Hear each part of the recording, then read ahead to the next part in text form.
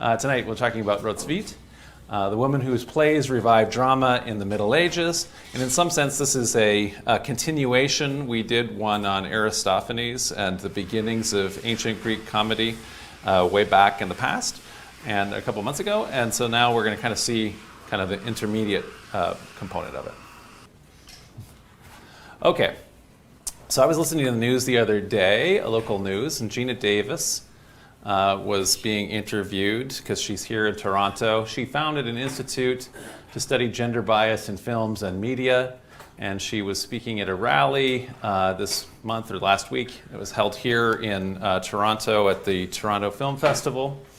Her institute gathers all kinds of stats about gender bias and actually other kinds of bias in films and TV and commercials and all that kind of thing. And so anyway, there's all kinds, you can go and find all the different stats they gathered, but I just pulled this one out, and they noted that in 2017, in films that are made for families, and she pointed out that essentially one of the core issues that she's been talking about is especially programming that's designed or aimed at children is surprisingly very gender biased, and so there's way fewer female leads. Female characters are surprisingly sexualized, all kinds of things like that. And so anyway, in 2017, family films, male characters outnumber female characters 2-1 when it comes to leads, so it's 59% compared to 26%. Screen time, 60.9% to 39%, and speaking time, 63% compared to 36%. And so that's, after all of the work that everybody's presumably been trying to do in the 21st century, that's still just last year, and the numbers. So it's still an ongoing issue, and so we need to be thinking about, and then hopefully, anyway, TIFF, I guess, has got the Toronto Film Festival, I think, made a pledge that by 2020 they wanted to have parity in the film festival or something like that, so we'll see. We kind of point out, so we always start with this picture that's the School of Athens. It's this painting in the Vatican that's talking, of Plato and Aristotle and all of the other philosophers, and there's a lot of, it's kind of a boys' club, in this kind of painting. And so this is not a new problem, and hopefully, we can just say someday in the unfortunately far future, hopefully it will be an old bygone problem. However, there's one unexpected exception in the world of drama in the West, which is the 10th century, where 100% of the playwrights in the Latin West were female. And perhaps not coincidentally, all the plays written in the 10th century feature many strong female roles. So there is, in fact, precisely one playwright in the 10th century in the Latin West, and so she wrote 6 plays.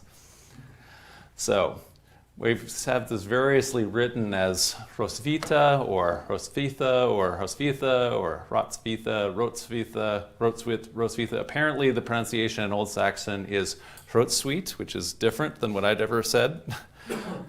So anyway, we're going to go ahead and try to say Hrotsvit in this tonight.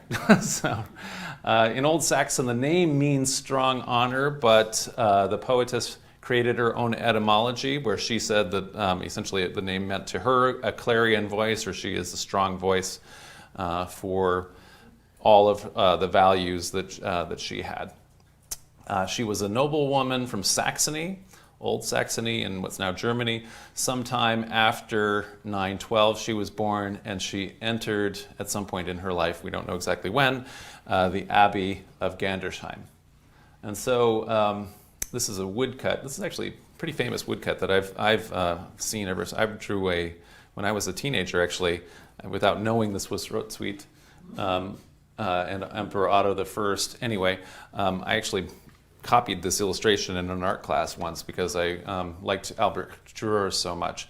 And so one of the reasons why we have kind of like an amazing woodcut from Renaissance artists like this is because her plays were found, and she was viewed in the Renaissance as being kind of a proto-Renaissance type person, since she was reviving classics, which is one of the things that Renaissance folks held near and dear. And in some ways, they felt like they were doing it for the first time, but in point of fact, that's actually what medieval people were trying to do the entire time. That's probably just because of the air conditioning. Here it is, it's back. So, Gandersheim. So this is an abbey. In the title, one of the titles I wrote, nun, but in fact she's not a nun in a technical sense. So what she is a secular canoness, which is to say women that are living in a monastery, sort of like nuns, but having not taken vows. So all of the vows that made you a perpetual nun. So the secular canonesses were essentially living like nuns did, but they could still own property. So they're in the convent, but they didn't give up. They didn't swear to chastity. Well, they did chastity, yes, but not poverty. And they could leave. It wasn't a perpetual chastity, so they could also leave and go get married and things like that if they wanted to. So Duke Leodulf of Saxony, progenitor of the Leodulfing or Ottonian dynasty, founded the abbey in the year 852. And then his daughter, Hathamad, became the first abbess, and actually two of her sisters became abbesses after her.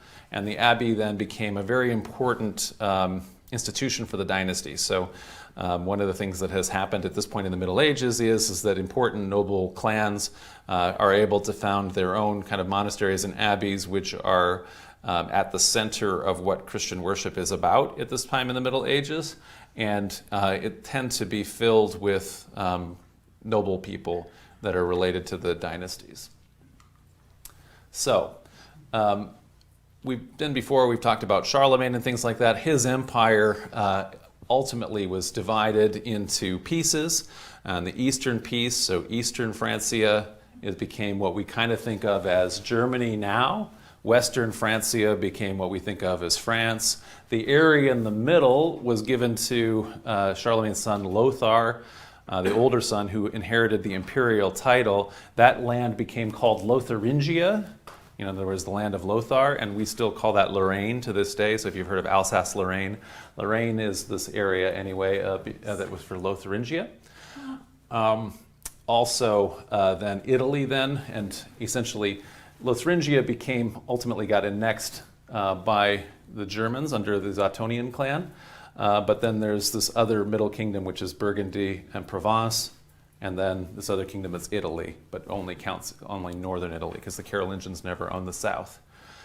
So the state continued to atomize then after the Carolingians line sort of dies out, or at least becomes increasingly weak and gets displaced. In the west, in the Francia, the Robertine dynasty, which becomes the Capetians, so Hugh Capet, the Capetians, the main kings of France that we know, eventually take the throne from the last Carolingians. And in the east, then, these dukes of Saxony, these Leodulfings, are some of the most powerful lords that are under these last weak Carolingian kings. So the kingship continues to be elective, and so it's, essentially the great barons and also the bishops get together and elect who the king should be.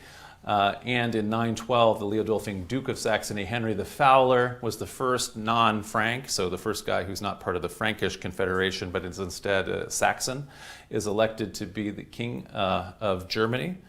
They didn't call it that, but anyways, king of Rome. That's what they would have said. Henry successfully revived the power of the royal government in Germany, and his son and his successor, Otto the Great, were able to annex northern Germany. Otto then was crowned Roman Emperor, or Holy Roman Emperor as we call it in modern times, by the Pope. And then this dynasty then, because it's so successful and powerful, it enriches Gandersheim Abbey, which is this important convent that's owned of secular canonesses that is essentially patronized by this clan. And it continued then to house noble women from the Saxon dynasty and other Saxon noble women. Here's a 13th century illustration of the Ottonian house. And I think it's kind of interesting for a medieval diagram in that it's quite emphasizing not only to the men, but the women, right? So there's Henry the Fowler and his wife, Otto the emperor, but then again, a lot of these important women who became princesses and queens and empresses and abbesses that are in the kind of the dynasty. This is Otto III, who was the emperor a little bit after Hrotsvitha's time. And so this is kind of a part of the images that are that the emperor is using to essentially declare his power. So he is over here in the throne on this side. It's a two, you're opening up a book here, right? And so he's over here in the throne. He's holding the sphere of the world in his hand to signify as emperor that he has universal dominion, and the other symbol, the scepter or the crown. He has his bishops to his one side, his dukes and counts to his other side, and then symbolically Rome, which is to say all of Italy and Rome, the Roman Empire, Gaul, which is to say France, East, what we now think West Francia, Germania, East Francia, and Sclavinia are all embodied. So in other words, this is what we now think of as like the Czech Republic and actually kind of Eastern Germany and Austria and things like that, but where there were still Slavs living there, have all been conquered now by this Ottonian house who has revived the Roman Empire, and he has this kind of strong dominion. So so this is Gandersheim Abbey. The abbey then has these patrons and is therefore powerful. After this dynasty is still there, the monastery continues to develop, and by 1206, Pope Innocent III, so one of the primary or strongest popes of the Middle Ages, grants Gandersheim independence from episcopal interference. So in other words, the local bishops can't tell them what to do at all. They can always just be directed only by the Pope and the Emperor, and also gives its abbesses the rank of imperial princess. And so there are several abbesses in the Holy Roman Empire who have that sort of very high sort of sovereign rank. So prince in this case, we think of princess in English as being the daughter of a king, but prince in Latin means head of a state, right, as opposed to son of the king. So in Hrotsvitha's time, the abbess Gerberga of this abbey was Gerberga, daughter of Duke Henry I of Bavaria, and then the niece then of Otto I, that Otto the Great, who was the person who revived the Holy Roman Empire. And one of Hrotsvitha's works is a poetic history of the Ottonian house, the Carmen de Gestis Adonis Imperatoris, which is to say a poem about the acts of the Emperor Otto. And so essentially this is one of the things that has always been true for art, right? So on the one hand, they are patronizing the painters who are making the books here and painting the miniatures, and on the other hand, the smart kings patronize historians and poets too, because then at least if you want to come down in history, we need those texts, and you want it to give your side of the story. And Hrotsvitha really does that, so it's quite kind of an intermixed, almost a hagiography. So essentially it's very pro-Otto and his house. So for the particular woman here, like lots of authors, we don't know too much externally. There's almost no information that we have outside of her works themselves, and so we have to kind of read her books and decide, based on the limited information that she gives about herself, what her life was like. So from that, then, the inferences that different scholars have is that she is almost certainly from nobility, although not necessarily from the kingly line. She perhaps became a canoness late in life, perhaps after leading a secular life. They're suggesting that because of all of her interest in romance stories, but I don't know. I think you could have that, even without having ever experienced it. So I don't know. So it's hard to say on that one.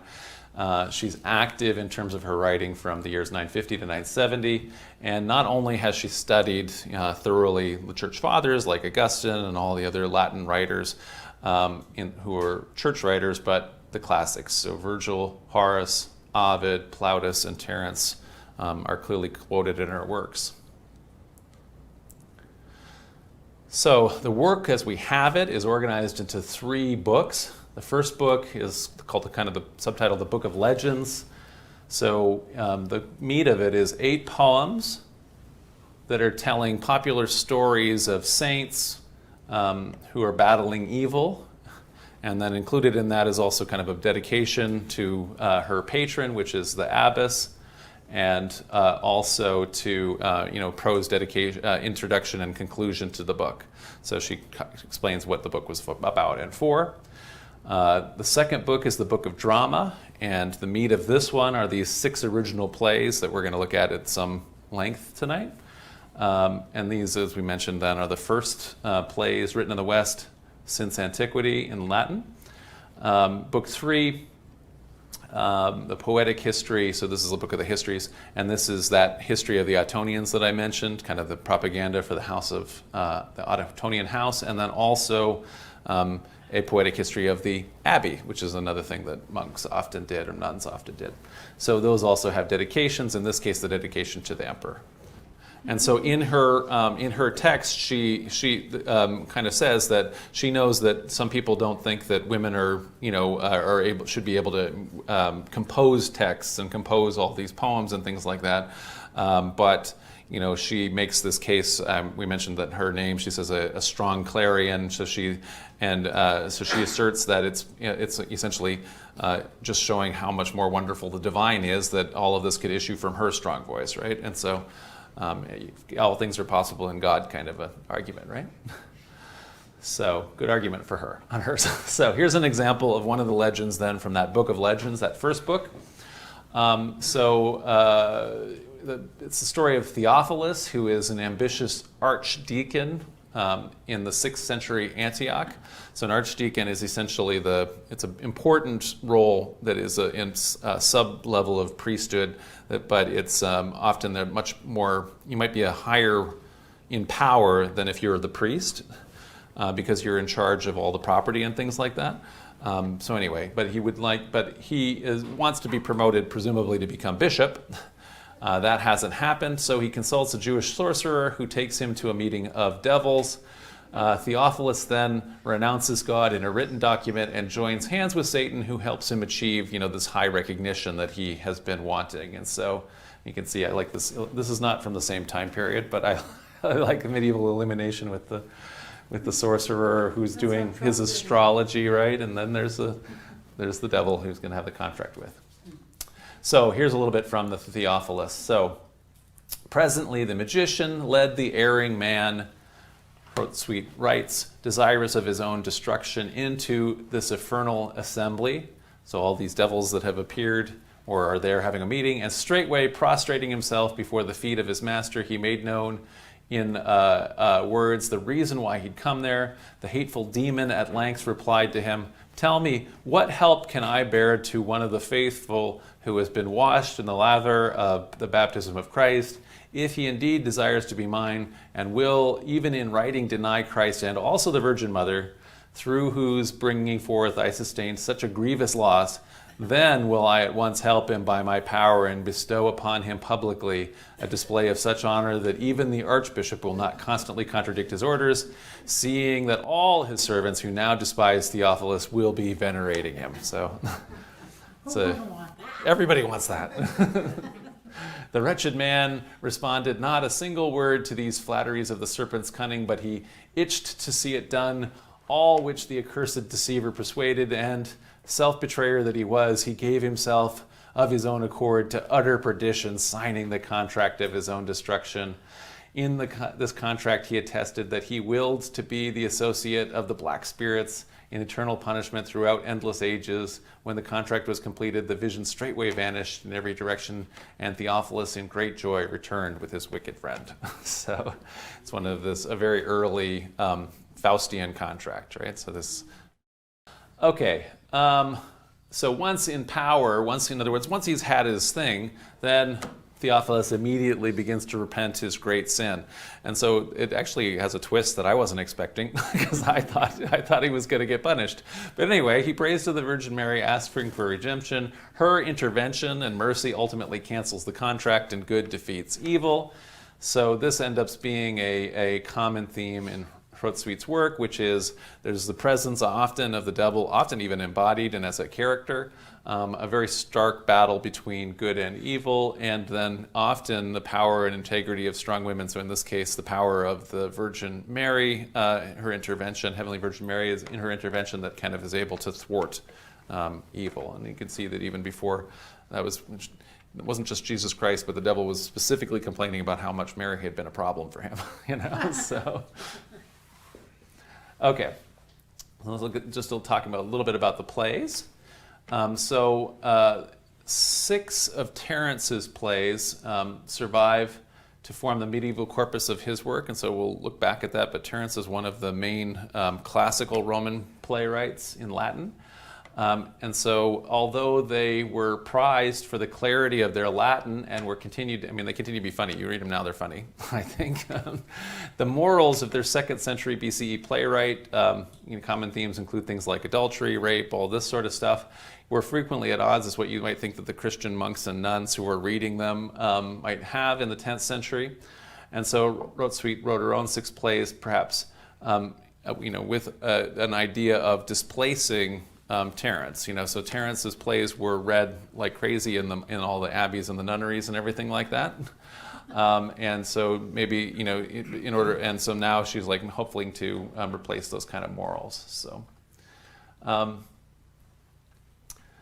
going to go back and give us some context for these. So let me see where we're at here. Yeah, so anyway, we'll look at this for a second. So classical theater continued in the East Roman Empire until Justinian closed all the remaining theaters in the 6th century of the Common Era.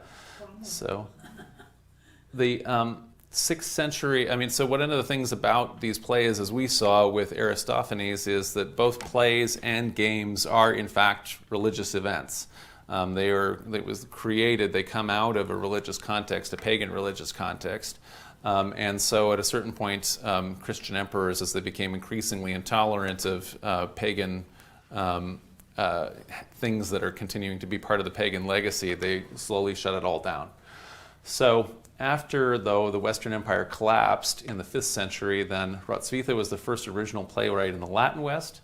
And while her plays then had these classical roots, there were other vernacular traditions that also began to evolve out of liturgical dramas. So since most of the people are all illiterate, the clerics were then staging essentially, they would tell stories and they would read it liturgically, but it wasn't formal plays that have kind of classical backgrounds, but they kind of built into that. And simultaneously then there's also, was constantly in terms of like the courts of the Germanic kings and then the later Holy Roman emperors, there are, minstrels and jesters and jugglers. And so they are also, their productions get more elaborate too. But they aren't classically arranged plays or comedies or dramas yet. They tend to be farces and that kind of a thing. Okay, so as we remember from when we did the lecture on Aristophanes, plays emerged in classical Athens at festivals to the god Dionysus, god of the grape harvest, and Dionysus, he had these companions who were satyrs, and the satyrs are part of this kind of overall festival, and the original plays were these satyr plays, which were probably fertility plays, and so they were burlesques, they're tragicomedies, there's mythological themes, but the content was often really quite brazen in terms of drunkenness, sex, pranks, sight gags. It's visual gags kind of things. Emerging out of that, though, were tragedies, which were pretty well developed already in the 6th century BCE, so coming up with mythological themes that are epics. There's this chorus that had been so important in narrating the satyr plays kind of gets reduced. And ultimately there starts to be, out of this whole troupe of satyr actors and chorus, there starts to be individual actors that are essentially having lines back and forth to each other. And so it takes on this sense of a modern drama as we even think of it. And so one of the things that happens in tragedies is that everybody's always changed by the outcome, and often everybody's all dead at the end of it in a Greek tragedy, right? Comedies, though, emerged a little later than that, and so it ended up in the original sense, they were satirizing contemporary figures and topics, and instead of having it be like this about kings and gods and everything like that, it tended to be about just regular people, as we read when we read the Aristophanes. So comedy evolved pretty quickly. So from Aristophanes and Old Comedy to Middle Comedy to New Comedy in the classical Greek period, and it's New Comedy that the Romans took on and really liked. So all the comedy had things in terms of political commentary, there was also lots of vulgarity, so scatological humor, sexual innuendo, lewd, raunchy, sex scenes, reversal of mores. So actors also are interacting with the audience and teasing everybody in the audience, that kind of a thing. So we kind of saw that when we're talking about old comedy, its heirs as they kind of live on are these kind of very topical satires and parodies. And so we mentioned Dr. Strangelove, often one of our favorite ones of these, where you essentially have prominent individuals or whatever or prominent issues, like in this case the nuclear war, are satirized. And anyway, there's all kinds of local lampooning references, so it's all about referencing comedy that's referencing stuff, referential comedy. It's like if you watch old episodes of The Simpsons, at a certain point they're all going to need footnotes, because they're parodying all these things that people won't know what those things are at a certain point, because there's all this referential humor. New comedy, however, that the Romans kind of adopted through Terence and Plautus, new comedy is much simpler, and it's more akin to kind of our situational comedies and comedies of manners, so things that everybody can relate to without having to know a particular thing that you're making fun of through satire. And so there's always these kind of stock characters in a Roman play, and this revival that happened in the 60s, or not a revival, but anyway, a new play that was written on Broadway based specifically out of Plautus, has all these kind of things, like essentially the old father that is, on the one hand lustful and also not able to control his son, the henpecking wife, the braggart soldier, the miles gloriosus, the cunning slave that's always trying to sneak everything around, and then the young lovers. The young lovers are often kidnapped by pirates and separated, and then they all have to come back together, and all of those things happen. And a funny thing happened on the way on the forum, and most of them happen in all of Plautus's plays. So anyway, it focuses on all those kind of things. And so we mentioned that old comedy might require footnotes. This is, I think, Life of Brian is one of the best movies, and so funny in terms of how it deals with the gospel stories. But if you don't know anything about the gospel stories, you won't understand it probably. And likewise, again, this is funny at the time, but then at a certain point, maybe people won't know, hopefully, what that's about. Here we go. Whereas sitcoms and rom-coms are presumably, although lighter and simpler, are presumably have universal things, since it's about how you aren't getting along with your father-in-law or mother-in-law or this sort of thing, right? Okay, so as we're looking at this, since we're talking about Hrotsvitha, who is a Christian woman writing as a playwright here in the center of the Middle Ages, I'm going to look a little bit about women in Christianity in general. So if you go all the way back to the earliest Christian movements, even proto-Christianity, before they even calling themselves Christians, among the earliest writers, Paul, and in Galatians, he records what might have been an early Christian liturgy that people spoke at baptism. And so when the person is baptized, he's saying, "As many of you were baptized in Christ and have clothed yourself with Christ." And then he quotes this thing, perhaps. And so this may predate Paul, and it may be something that Christians were saying when they baptized somebody and they became then Christian. And so there is no longer Jew or Greek.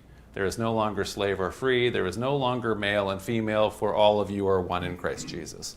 And so in this sense, it's sort of a radical idea of being all part of the congregation, of being all part of this new kingdom of God, where there's no longer going to be distinctions like gender or, in the ancient world, being slave or not, is central to the entire function of the ancient world. And for Israelite religion, for Judaism, just wiping out the distinction between being a Jew or being a Gentile, being Greek or being Jewish. Obviously, also all of those things then getting wiped out in this new covenant, as according to the idea of it here in that text. So also then in our earliest first century of the Common Era, sources show that women are prominent leaders and patrons in the kind of proto-Christian movement, even before it's called Christianity. So we have here is an illustration of the women at the tomb. So the idea that the women are the first people that are proclaiming the Christian gospel. They are the ones that are apostles to the apostles because they are the first ones that announce this idea of the new message of Christianity. And all through gospel texts and also the New Testament, Paul's writings, there's indications that there are wealthy women who are the patrons of the various house churches and or movements of the poor, and the reason why the people are able to wander around and beg for their food and give us this day our daily bread kind of behavior. All of those mendicant apostles, in part, are because women are attracted to their teachings, women of means who are able to, actually give them the daily bread, fulfilling that prayer. Earliest Christian leaders held the role of apostle, which is to say itinerant preachers who spoke by the Spirit and who also begged for their sustenance. They're not supposed to bring purse or scrip. They're supposed to wander around. They're not allowed to wait more than 1 or 2 days when they go to a place, and they're supposed to essentially beg for their sustenance and also heal and all these kind of things that they're doing, preaching by the Spirit. And then the other earliest role is deacon.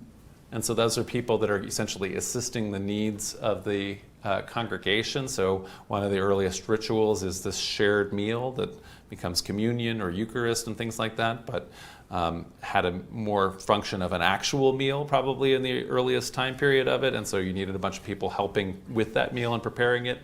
Both of those roles are held by women. So we have in Paul's letters, Paul, the earliest Christian writer, he mentions Junia, a female apostle in his letter to the Romans, and Phoebe, a female deacon, also in that same letter.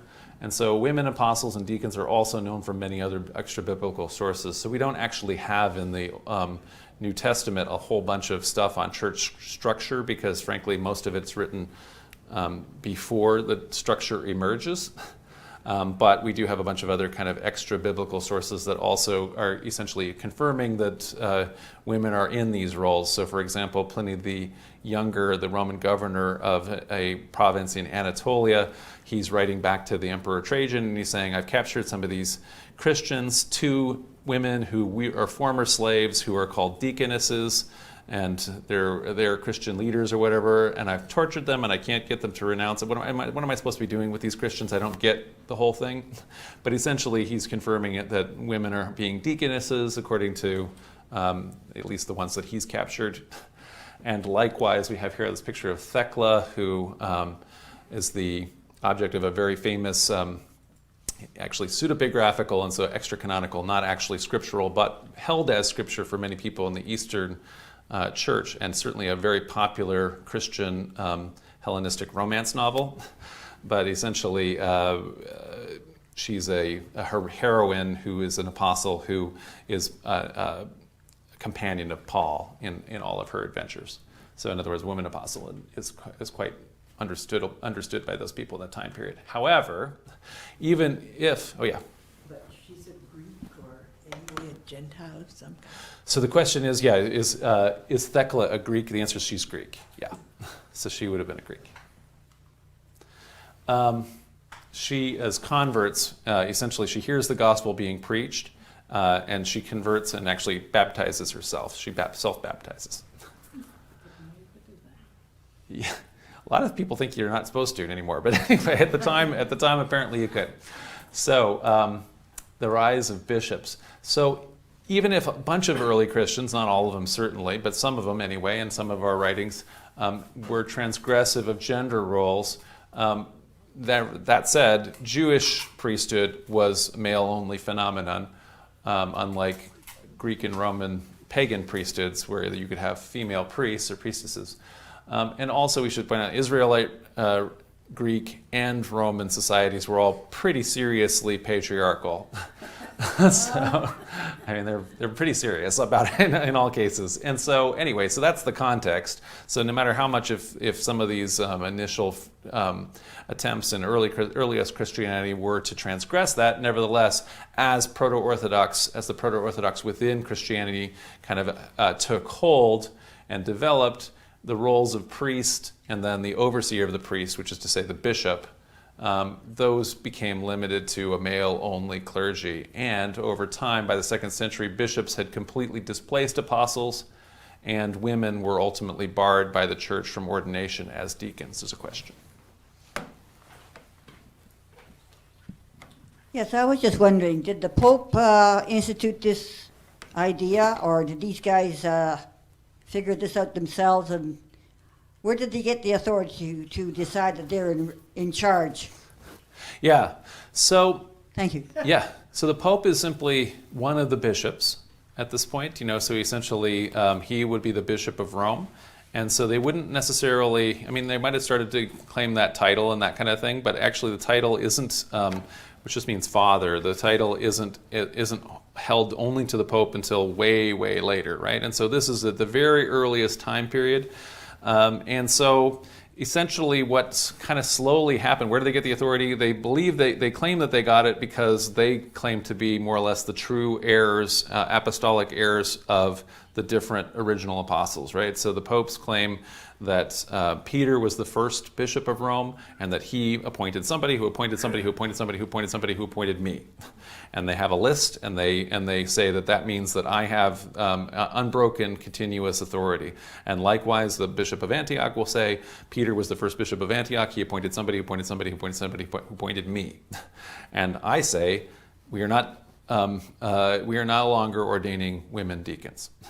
And something like that. And so essentially there's nobody who can make it. At this point still there's no councils, so that having councils where they make all the rules has to wait until the emperor gets converted. But in the meantime, essentially the local bishops are having local kind of synods and things like that. They're writing and correcting and doing things, including the Roman bishop, who kind of has taken upon himself the idea that he's the first among all of the bishops, and that he should give people advice that they should have to listen to. And so that has already kind of started happening. Yep.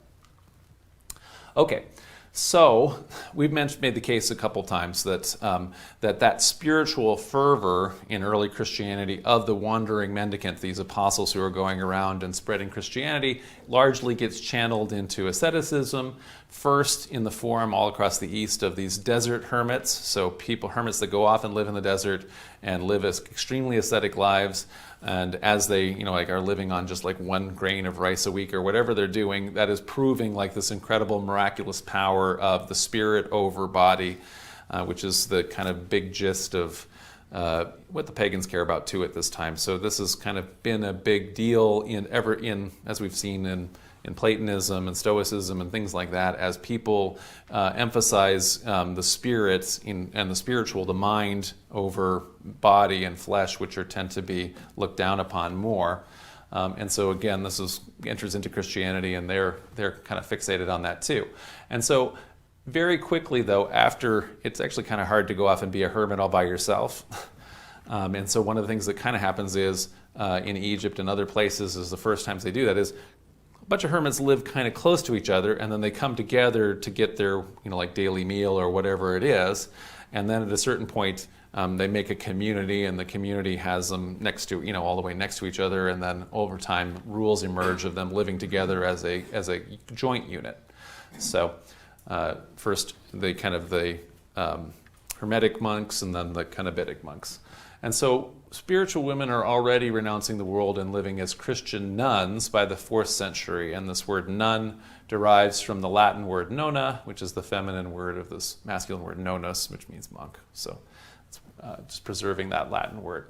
So what we've seen then, we saw with Gandersheim, how the abbess of Gandersheim is essentially at a certain point by the 12th century, 13th century, is named one of the princes or a princess of the Holy Roman Empire. And so she is in charge of her own essentially sovereign territory within the universal sovereignty of the empire.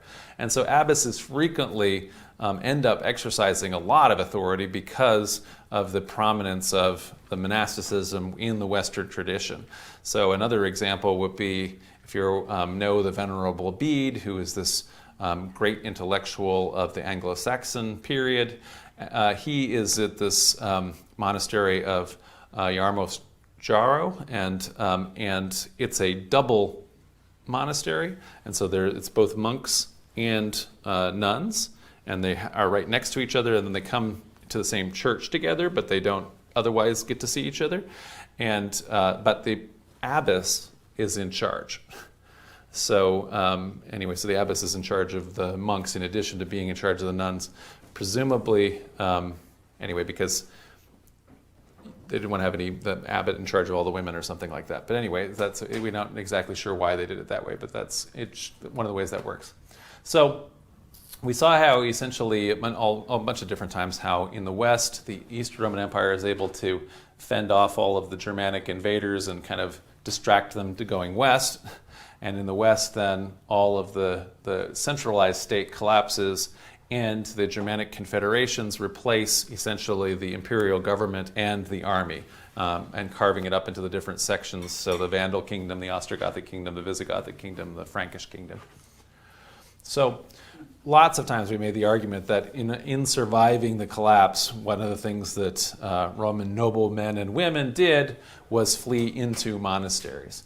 And so Benedict of Nursia, one of the most important of these founders, we've heard of the Benedictine monks essentially. He creates a highly influential template, including writing a rule for governing monastic communities around the year 500. But simultaneously, he has a twin sister that maybe you don't know about as much, Saint Scholastica. She may not actually be his twin sister, but she's his sister, and traditionally, over time, she was remembered as his twin sister. Founds a hermitage for the nuns at or near Monte Cassino. So this important early monastery also has a nunnery or a convent immediately next to it, hermitage.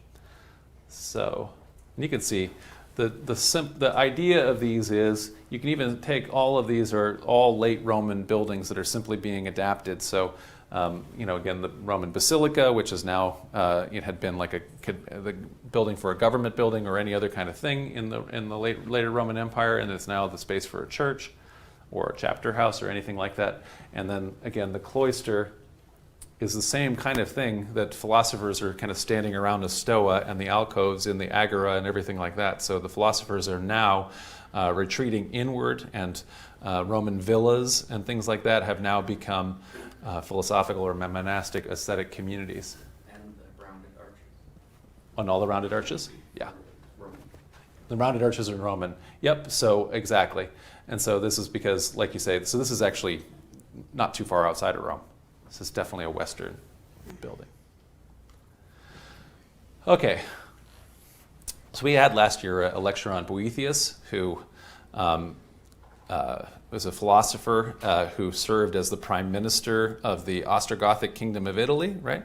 And one of the things then that happened was he got accused of treason, and he had to write a book called The Consolation of Philosophy, how philosophy kind of was explaining to him, about how he shouldn't be upset about his misfortunes, because good fortune and bad fortune happens all the time, and if you like good fortune, you are actually getting the same thing out of bad fortune, because that's what fortune is. You can't just blame fortune, And so he explained, anyway, so there's a philosophical thing, but about how, he went from this high place to this terrible fall. In the meantime, in the fall, he wrote this wonderful work of literature, and then he was executed. And so hopefully it consoled him. Anyway, so a successor to that position, Cassiodorus, is a Roman noble who also served then Theodoric the Great, the king of the Ostrogoths. When he retired, he also established a very important monastery in southern Italy, at Calabria, at Vivarium. And Cassiodorus, in addition to what Benedict is doing in his role, he added a collection, study, preservation, and copy of manuscripts to the tasks of the monks. And so he actually created a curriculum for how to teach everybody all the classics, bring together as best he could a summary or encyclopedias of everything that you needed to know from classical learning, so that they could continue to preserve all of those things. And ultimately, almost all of the survival then of all of this Western literature and everything that we have in the Roman Empire comes from the fact that the monks and nuns started keep doing this study and had this be a central part of religious life for them. So one of the things they preserved was Terence. So the comedies of Terence were part of the surviving curriculum. Christian monks and nuns routinely read aloud. Of course, they read everything aloud normally. Usually reading was not done silently, usually at all yet. But they read the dialogues in the body plays, ostensibly because Clarence's clear Latin allowed them to learn this otherwise dead or dying language. And so many of them, if they had been born, depending on where they're coming from, they would speak Ostrogothic or other kinds of things. If they're Saxon noble, they would speak Saxon natively, but they get to the abbey or the convent and they're taught Latin. And one of the ways you're able to do that is by you have the play and you're reading the parts, and that's giving you spoken Latin a lot better than what you get by reading, for example, Ovid or something like that, or Virgil. Some 650 manuscripts survive, which is a crazy number. So it just shows that all these monks and nuns were reading Terence, so these body plays, and they're all from after the year 800. So this is a medieval illustrated with all of the masks or whatever from the they don't have those anymore. When they were staging them, certainly by the 12th century, they're not staging them anymore, but the masks are from earlier copies of earlier Roman manuscripts where they would have drawn the masks in from when the actual plays. So 6 of Terence's comedies have been preserved. So one of them, just to get a taste of these, is The Girl from Andros. And so in this case, a young lover, a guy named Pamphilus, has promised to marry a girl from Andros, which is not a great island apparently, anyway, since he's an Athenian nobleman. And so she is much below his station. His father, Simo, wants him to marry a noble girl, but it turns out that this same noble girl happens to be Pamphilus's best friend's, object of his affection. So it would be horrible. On the one hand, he's already in love, and actually more than dating a girl. So a girl from Andros, she turns out in the middle, of course, the play is actually already pregnant, and there's a bunch of stuff that goes on with that. But anyway, so there's already this girl that he shouldn't be marrying that he's in love with and more, and his best friend is in love with the girl he is engaged to. So anyway, with the help of his scheming freedman Sosia, so if we think of like Zero Mistel, all of these from the funny thing happened on the way to the forum, he publicly misbehaves at an event, and so he gets the noble girl's father to cancel the marriage. This continuing set of reversals that continue happen. So Pamphilus's father then pretends the wedding is still going to go on, though, to kind of trick or shame him, but then because that scheme gets out. So his slave Davus finds out his dad's little scheme. So then Pamphilus promises that he'll go ahead with this marriage that he doesn't want to have, since he knows it's not actually going to happen. But then, in another reversal, Simo goes to that girl, the noble girl's father, and is able to convince him to have the marriage after all. So now his little fake marriage is now a real marriage again. And so Pamphilus finds himself stuck with having promised that he'd go forward with the fake marriage to his friend's girl, which is now a real marriage again. So you can see that this is kind of way that these kind of Terence comedies go. So reversal continue to happen. It turns out ultimately that Pamphilus' supposedly low-born girlfriend is actually of noble birth herself, having been shipwrecked as a child on Andros while looking for her long-lost brother. And now he's thus able to marry her and leave his fiancée to his friend. So it does work out in the end, which is usually what happens in comedies. So anyway. Okay. So although plays like that aren't being written then after the fall of the Western Empire, that doesn't mean that the churchmen and women, who are the primary literate class of the Middle Ages, don't like funny things, and they aren't continuing to appreciate humor. So they do continue to compose farces and satires. There's one satire that I think is particularly funny called The Translation of the Relics of the Saints Rufinus and Albinus, which is to say Saint Gold and Saint Silver. The author pretends to narrate the story of the translation of the holy relics of saints, but he's actually describing a Spanish bishop bribing the Pope around the year 1099. So essentially, one of the things that they were very obsessed with in the Central Middle Ages was saints' relics, and one of the things that they would do when they would find them and things like that is that they would unearth them, they would observe that the relics had been miraculously preserved. So usually saints' remains were seen to have not decayed at all, and so they would find that almost always. And then they would then put them into special gold boxes and things like that, and then they would want to bring those to whatever the new monastery or church or anywhere. If they could get those relics, then pilgrims would want to go to the place where the relics were so that they could be pray to the saint for intervention from any number of things that they might need help with. So essentially, you wanted a saint that was really performing for you too. So if you find one that is, boy, this one's really healing folks, then people really go to it. And so one of the famous ones that we know about from the Canterbury Tales, the Holy Blissful Martyr, Fortaseca, that Wem hath holpen one, they were to Saka or whatever, so then there's a going to Canterbury, they went to go to see Thomas of Becket, right? So Thomas of Becket was a late martyr, but anyway, he was immediately performing miracles for folks, and so people all the way through Chaucer's time were going to go visit Becket's relics. Okay, so this is a little bit of this, it's called the Tractatus Garciae, or the translation of the holy relics of Saint Silver and Saint Gold. And so it begins at the time when Urban, and this is actually Urban II, so the same pope that we had the other day on the Crusades. So this is the pope that goes off to, he's in exile, he goes off to France. While he's in France, he has all of these meetings with all the French nobility and gets them to all go on crusade. But simultaneously, a contemporary writer sees him as lining his pockets, right, as part of what he's doing off in France, according to this satirist. So at the time when Urban II, the most greedy pontiff of the Roman Church, translated to Rome the bodies of the most blessed martyrs, Saint Silver and Saint Gold, collected from the French churches, and while he was still interring them, most gloriously with his own hands, as a religious man, in gold-embroidered purses. So all the relics are constantly being put into little purses, just to say coins are being put in purses. Grimoire, Archbishop of Toledo, discovered by chance some of these martyrs' relics. He has some of the relics of St. Gold and St. Silver too. And so anyway, it goes on and whatever, we come a little bit of a ... Now the Archbishop was hoping for the legateship of Aquitaine. So it's nowadays it'd be kind of like being thought of as being like, we now make, some archbishop might get made a cardinal or something like that. So you could be the Archbishop of Montreal and also be a cardinal or something like that. But back then, the idea was to be the papal legate for your territory and that kind of a thing. So it's a big position.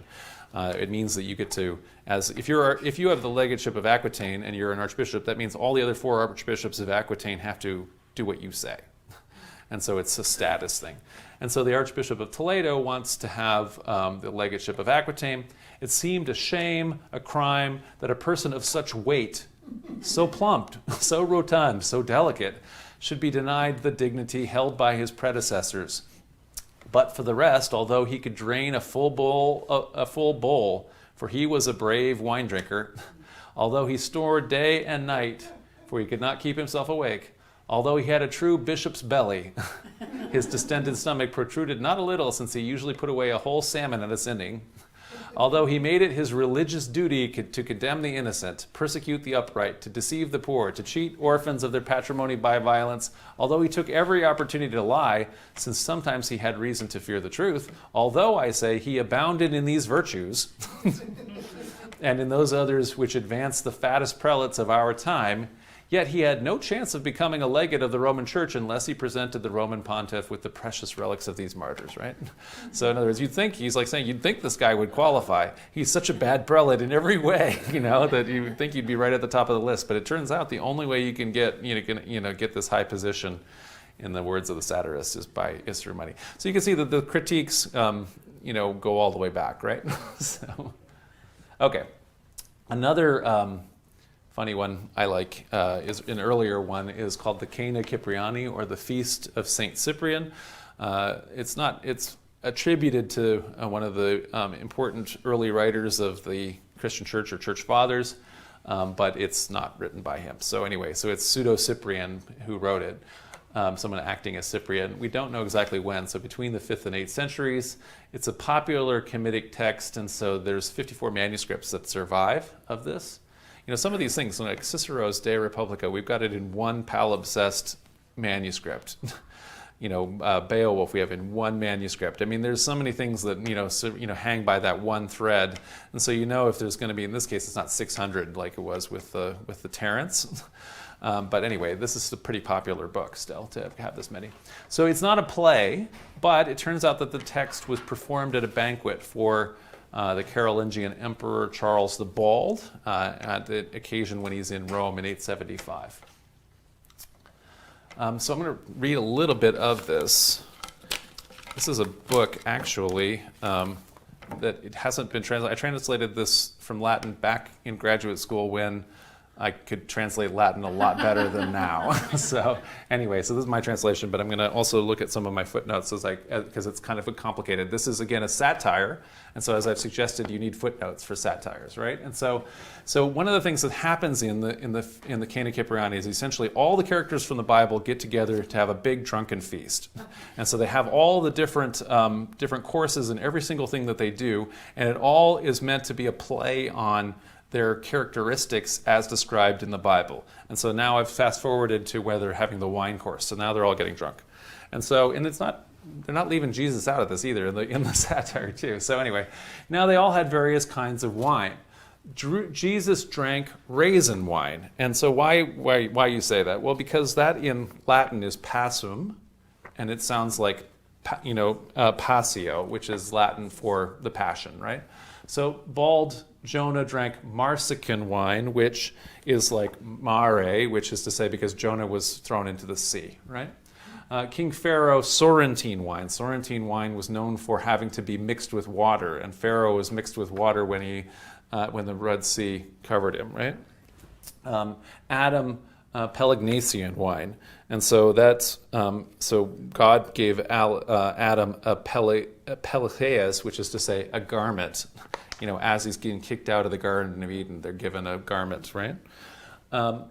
Divine Moses, Laxine wine, which is to say, Laxus, he has a slow tongue. Isaac, Cretan wine, because he had been made, great. Isaac's birth made him a great nation, or rather, in other words, he's pulling out of the Vulgate all of these different things. So I don't need to read all of these different ones, but essentially it starts out and it goes through each one of these different types of wine, which the author is drawing directly from Pliny. So Pliny lists all the different kinds of wine there are, and he lines them all up with different biblical characters based on the different puns, right? So, drunken Noah slept, that's one of the things that's just an actual Bible event. All those things. Sleep kept Jonas occupied. The cock aroused Peter. So, the cock crows 3 times, for Peter. Jesus Christ was awakened by the sinking of a little boat. Jacob strove to stand up. Laban was already up. Benjamin mixed the wine in a cup. There was a cup that was put in his sack to trick him or whatever, to get him captured by his brother. Anyway, Mary brought it in. Mary, the mother of Jesus, brought the wine in when Jesus turned the water into wine, right? Anyway, it goes on and on and on, all these kind of things. All of the different kinds of things that are related to each one of the biblical characters. So it requires a lot of footnotes. Mary carried the bottle, which is, Martha carried the bottle which Judas coveted. So Judas was upset about the ointment getting used. Ishmael already thirsted. Tobias wanted to leave. The mother courted the glory not conceded to her sons. That's the mother of James and John. Anyway, so you have to really know your Bible, like all these monks and nuns did, because they thought this was hilarious. Okay. Okay, so that's just some context. It's not that comedy had died out. But formal plays had, right? So they did appreciate funny stuff. So if we go to Hrotsvit's dramas, the book of drama includes these 6 plays. So let's say in the first one here, this is kind of the most famous, the Gallicanus. The title character is a pagan general who wishes to marry Constance, the Emperor Constantine's very strong, intelligent, chaste daughter. She does not want to marry him because she doesn't want marriage. That's a major recurring theme that's constantly happening Hrotsvitha's stories. She is also a canoness who is not, is staying chaste and doesn't want to be married. And that's a major value at this early part of the Central Middle Ages, even among, let's say, noble women. If they've been married a whole long time, maybe if they can, they would like to just retire to a monastery so they don't have to be bearing children anymore. So Gallicanus wants to marry Constance, but is convinced to convert to Christianity. And sort of tricked. So what he does, he's tricked into kind of a vow of chastity himself, and then he's like, oh, well now we can't do it, and so essentially now they can't get married anymore, and so therefore Constance is freed from his sexual advances. There's another one, another theme in the hermit Abraham and his niece Mary.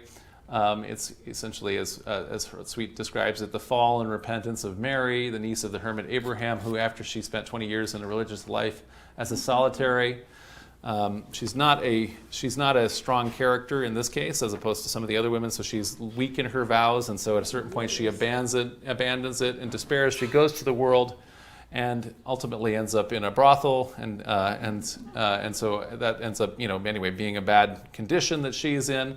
2 years later, Abraham, he goes in disguise, and he is acting like a guy who's going to be frequenting the brothel. Again, it's one of these things that's happening in Terence as well, where you don't know that that the girl is actually your daughter who had been kidnapped by pirates and shipwrecked and all this kind of thing. In the same way, she doesn't know it's her uncle, but he eventually then reveals who it is when he realizes that she is repentant and wants to get out of this kind of circumstance. And so then she does penance for her sins, many tears, fasting, vigils, and prayers, but she's brought back and restored to the holy life after having had this fall. So it's a redemption story. Okay. And so then, I'm going to read a bunch from the Dulcitius. This is one that we also read and translated back when I was in Latin class, and so this is one I remember just funny. So we can, so we'll read a little bit of it. So this one is, as she describes it, the martyrdom of the holy virgins Agape, Chionia, and Irena. The governor Dulcitius seeks them out in the silence of the night with criminal intent, but hardly has he entered their dwelling that he becomes victim of a delusion under which he mistakes the objects of his passion, the saucepans and frying pans in the kitchen. So anyway, all of these pagans are constantly being tricked by being spiritually misguided by the power of their lust turns them astray, and the God is protecting the different virginal women. And so he embraces and covers with kisses until his faces and clothes are black with soot and dirt. Later, so again, one of these visual sight gags that is part of Terence comedy. Later, by the order of Diocletian, he hands the maidens over to the care of Sicinius, who is charged with their punishment. Sicinius, in turn, is made the sport of the most strange delusions, but at length succeeds in getting Agape and Chionia burnt and Irena shot to death with arrows. So it's essentially a martyrdom story that's set at the time of Diocletian. So here's the beginning of the play. Diocletian's one of the characters here. The pure and famous race to which you belong and to which your own beauty make it fitting that you should be wedded to the highest in our court. Thus we decree, making the condition that you first promised to deny your Christ and sacrifice to the gods, he says to these three women. This is not too far off from, we actually have some actual Roman documents and what happened where there are some Christian women who, in this early time period, are noble women who the governors really don't want to kill. So they don't want to martyr. And so there's a secular, it's not secular, anyway, a story anyway of their life called the Martyrdom of Saint Perpetua and Felicitas.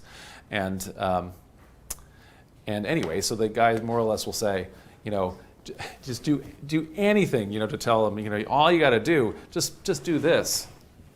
You don't have to do anything more than that. I'm not talking you got to, cut a animal up or something like that. You just have to, there's on the this is the genius of the emperor, and you go like this and you're done, And so then at a certain point, and they're like, no way, we'll never do it, and all this kind of thing. That would show that we'll not deny Christ in that way, And so then what ends up happening is that the governor brings their dad, who's like an old pagan, like count or something like that, essentially of the court, and a nobleman.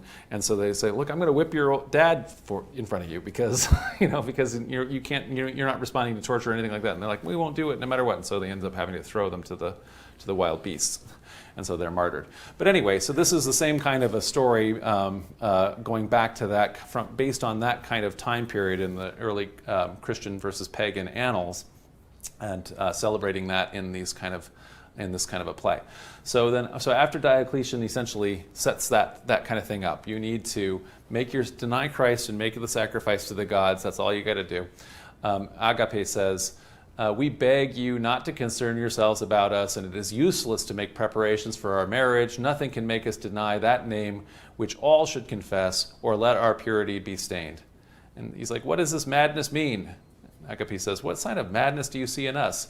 He says, it's clear enough. In what way are we mad? He says, is it not madness to give up practicing an ancient religion and run after this new silly Christian superstition? They've given him some good arguments here. So anyway, Agape says, you are bold to slander the majesty of Almighty God. It is dangerous. Dangerous to whom? To you and to the state you rule.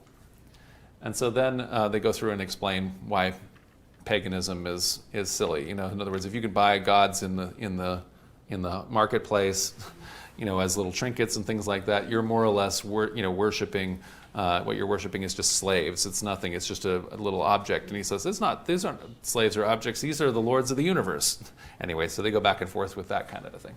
So anyway, at a certain point, Diocletian says, okay, enough of this presumptuous chatter. The rack shall put an end to it. So he's going to torture him. And Irena says, that's what we desire. We ask nothing better than to suffer the most cruel tortures for the love of Christ. Diocletian says, let these obstinate women who dare to defy our authority be laden with chains and thrown into a dungeon. Let them be examined by Governor Dulcitius. So Dulcitius then says, when he comes on the scene in the next act, he says, ye gods, but these girls are beautiful. What grace, what charm. I'm in love. Do you think they'll fall in love with me? He goes back and forth with his soldiers. His soldiers, though, say, look, guy, from what we heard about these ladies, these girls or whatever, you will have little success. Why? Their faith is too strong. He's like, well, a few sweet words are going to work wonders. He's got all the charm, this Dulcitius. And he's like, hey, they don't like flattery. That's not going to help. Then I shall woo them another way, with torture. And they won't care. What? What's to be done then? That's for you to figure out. You got to figure it out. He says, so then Dulcitius comes up with his little scheme that we heard about at the beginning of this in the description, right? So he says, lock them in the inner room, the one leading out of the passage, where the pots and pans are kept. Why there?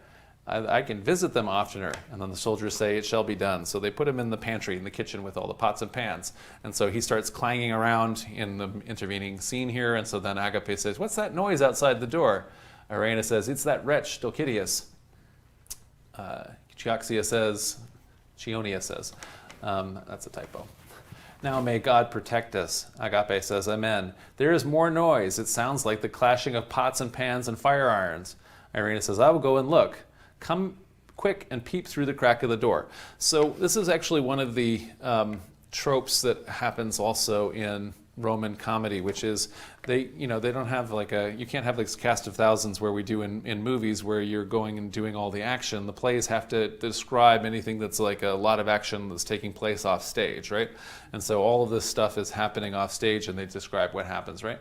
So Irena goes and looks through the crack of the door. What is it? Oh, look, he must be out of his senses. I believe he thinks he is kissing us. What's he doing? Now he presses the saucepans tenderly to his breast. Now the kettles and the frying pans. He is kissing them hard. How absurd. His face, his hands, his clothes, they are all black as soot. He looks like an Ethiopian. I am glad. He should turn black to match his soul, which is possessed of the devil. Look, Irena says, he is going now. Let us watch the soldiers and see what they do when he goes out. So then in the next scene, the soldiers say, What's this? Either one possessed by the devil or the devil himself. Let's be off. So in other words, the guy, he's covered entirely in soot now as the actor has come out, anyway, covered in soot. Dulcitius says, soldiers, soldiers, why do you hurry away? Stay, wait. Light me to my house with your torches. The soldiers say, the voice is our master's voice, but the face is a devil's. Come, let's take to our heels. This devil means us no good. Dulcitius, I will hasten to the palace. I will tell the whole court now how I've been insulted. So then he runs to the palace. Ushers, admit me at once. I have important business with the emperor. The ushers say, who is this fearsome, horrid monster coming here in these filthy rags? Come, let us beat him and throw him down the steps. Stop him from coming any further. Dulcitius is now being beaten by all the ushers or whatever on the stage. You gods, what's happened to me? Am I not dressed in my best? Am I not clean and fine in person? And yet everyone who meets me expresses disgust at the sight of me and treats me as if I were some kind of foul monster. So anyway, so that's played out to comic effect even more. And he goes and he meets his wife. His wife figured out the problem and helps him out because he can't. Essentially, the women are the only ones who figure out what to do in these plays, you know. And so Dulcitius then decides he's going to get his revenge on the women. By ordering his soldiers to strip them and strip them nude to shame them publicly. So he orders that. So then the soldiers, at a certain point, here we are sweating like pigs, and what's the use? Their clothes cling to their bodies like their own skin. So the soldiers can't do anything to rip the clothes off the women. The women are, the clothes just stay on. What's more, our chief, who ordered us to strip them, sits there snoring, and there's no way of waking him, so he's fallen asleep. We'll go to the emperor and tell him all that has passed. So when Diocletian then hears all of these things that have heard, he says, I grieve to hear of the outrageous way in which Governor Dulcitius has been insulted and hoaxed, but these girls shall not boast of having blasphemed our gods with impunity or have made a mockery of those who worship them. I entrust the execution of my vengeance now to Count Sicinius. So now we have a new character who's less goofy and amorous and more, trying to kill people. So there's a whole long scene where it's very hard to martyr these women. But at a certain point, they get tired of all of the nonsense, and the two older women allow themselves to, as they're being burned alive, they pray to God, who they give up their spirits and they go. But their bodies are essentially still unharmed by the fire, but they do die.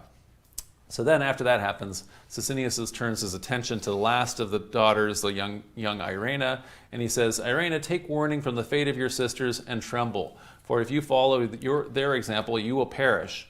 And she says, I long to follow their example and to die, that I may share their eternal joy. And he's just saying, yield, yield. I will yield to no man who persuades me to sin. And he threatens her with torture, and she says, bring it on, and so anyway, and then at that point he's like, okay, you're not afraid of being tortured, I know, but I can use in another means that will be abhorrent to you. I can send you to a house of ill fame where your body will be abominably defiled. And she says, better far that my body should suffer outrage than my soul. When you are dishonored and forced to live among the harlots, you'll no longer be numbered among the virgins, he says. The wage of sin is death, she replies. The wage of suffering is a crown. If the soul does not consent, there is no guilt. So she can't be persuaded by him of anything he's going to threaten her. So he and his soldiers are unable, actually, though, to take him to the brothel. So they get lost wandering around, and they can't find out where it is or what happened to her. At a certain point, angels come and grab her, and they're still wandering around, and they get lost. They put her on top of a mountain where she's able to kind of yell down at them and continue to tell them what idiots they are, this kind of a thing. But at least they find her. And so then they take out their bows and arrows, and they say, take a bow, one of you, and bend it as far as you can, and loose a shaft that shall pierce this devilish witch. And the soldiers say, that's the way. And so Irena, who has finally decided that this is going to be how she's going to be martyred as opposed to being sent to a brothel. And so she's essentially agreeing to this form of martyrdom. She says, you wretch Sicinius, do not you blush from your shameful defeat? Are you not ashamed that you could not overcome the resolution of a little child without resorting to force of arms? He says, I accept the shame gladly, since I am now sure of your death. So he is pretty happy to get rid of her. So, to me my death means joy, but to you calamity. For your cruelty you will be damned in Tartarus. but I shall receive the martyr's palm, and adorned with the crown of virginity, I shall enter the azure palace of the eternal King, to whom be glory and honor forever and ever. And so that's the end of the play. And so anyway, although martyred then, Arena gets the last word, as do so many of the heroines in Hrotsvitha's dramas, comedies, and fables. So that gives you a taste then of Hrotsvitha. Are the plays more for nuns and monks, or is this more for the people? Are they played in theaters, or? Yeah, the question is, so as we're kind of listening to this, is this for regular people's consumption? And I think the answer is no. So there's no sense that I think that we have that they were written so that regular people in the parish churches would have them. Rather, it's more likely that the idea is that it would be replacing Terence. So we already have like all the monks and nuns that are reading Terence in order to improve their Latin. But Terence is, as funny as it is filled with all kinds of morals that Hrotsvitha probably didn't like, in terms of especially things that are happening to women, the women characters and things like that. There's a lot of adultery and women in brothels and all this kind of a thing. And so now here there's ones that she I think have better morals that she'd like to have replayed in the different nunneries and convents and monasteries, and so and some of that is successful. So it does go around and it is copied into the other convents, and then ultimately it gets revived. Like I say, when her plays are then found in the Renaissance. Question back here. So they were written in Latin, right? Yes. Yeah. Wait for the microphone. I'm sorry, so that we can. So the common people did in New Latin. So That's right. That proves that it was not for public consumption. Yes, not for public consumption. I think that there may, if I'm Un- not mistaken, there might have unless been one they were that gets translated. Yeah, if it was translated. Yeah, and so sometimes things, in other words, they're not originally written, certainly not, but if it's possible, I can't remember. I was thinking I read that one or more of them actually did get translated into a vernacular language, in which case it would have been for public consumption. But I think in general, they're more or less all for the monks and the nuns. Okay. Yeah, it's possible that actually the Latins are easier to find since they were in Yes. in cloisters, so Right. they were better Preserved. Yeah. So that's another problem that we have in terms of all of our evidence of the medieval West, is that it's in the same way that we think of ancient Egypt maybe as being all about funerals and stuff, because that's what's buried and we find, but it's also, if the medieval West, as far as the monks and the nuns were concerned, is all about the monasteries, and it seems like that's what it's all about to us, because that's all that survived. And the other question is, do you have any idea of how this was, particularly the satires? Surprised me a little bit how far they went to. Yeah. I didn't know that this was allowed in that period. Well, so was there any critique or people that were prosecuted by what they've written, or? Yeah, so I think So I think that on one hand we tend to have this view of the Middle Ages as being like incredibly strict and harsh and everything like that, and all of its values, in part because we have there has been a trend line from the Victorian era where there were some very serious moral stuff that, in terms of all of our society in the West was, very, like nudity taboos and all the other kinds of things that are happening in the Victorian era, and that we have been relaxing from on a kind of pretty steady state, and then we almost feel like that therefore the entire trend of history has been that way, and if the Victorian era was that bad, then the Middle Ages must have been crazy. But in point of fact, this is an ebb and flow thing, and so that, they didn't have anything like the kind of nudity taboo, for example, that the Victorians have. There's all kinds of drawing of nudity in the Middle Ages, and we even had that before, where the Muslim sources about the Crusades, they were amazed and shocked that these Westerners didn't so much care. Like the Muslim guy got to see the knight's lady nude or something like that in a barber situation, and which is just completely impossible to conceive of, but they're not as worried about that in the medieval West. And so in terms of this, so there's always competing voices, in the West. And so like one of the things that will happen is that there are bunches of bishops and abbots who really don't like the Cena Cypriani, and they'll write down that that nobody's allowed to read it, and so then the monks have to have it under their bed or whatever, and so sneak a peek at it. Same thing with that one, the Tractatus Garciae. It's possible that the people have been surprised by how harsh it is about Pope Urban, and so people have argued then, well, maybe it's the text is commissioned by the imperial court because the emperor and the pope are fighting so hard that maybe it's the emperor's clerics that are writing this very harsh critique. The problem with that theory is that it's pretty seriously about this guy from Toledo. And so it's probably a Spanish text. And so anyway, it's hard to exactly know. But essentially, people have the capacity. There's enough of decentralized power that there's no particular way that anyway, discipline isn't that particularly easy in the Middle Ages. And so as you're writing your texts and circulating them and things like that, people are able to make criticisms, and there's only so much that can be done in response to it. Other questions or comments? All right. Well, thank you guys so very much. I mean, I think this was a little bit of an obscure topic, but I think it was a really fun one. So anyway, thanks.